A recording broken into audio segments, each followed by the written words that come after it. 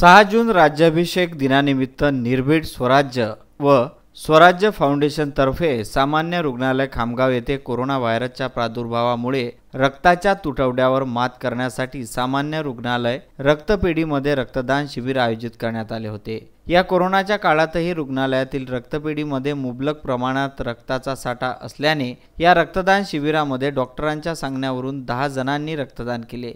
रक्ताची उणीव भरून काढण्यासाठी जागोजागी अशा प्रकारचे आयोजन होण्याची गरज आहे।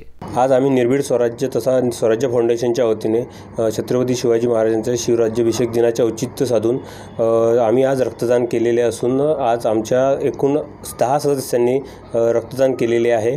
पूर्ण देशासह राज्यामध्ये कोरोनाची परिस्थिती खूप वाईट चालू आहे। याकरता सरकारने रक्तदान करा असे आवाहन केले होते। याच आव्हानाला आम्ही प्रतिसाद देत आज 6 जून रोजी आम्ही येथील खामगाव येथील सामान्य रुग्णालयामध्ये रक्तदान केले आहे। वरिष्ठ पत्रकार मोहम्मद फारूक, विदर्भ न्यूज, खामगाव।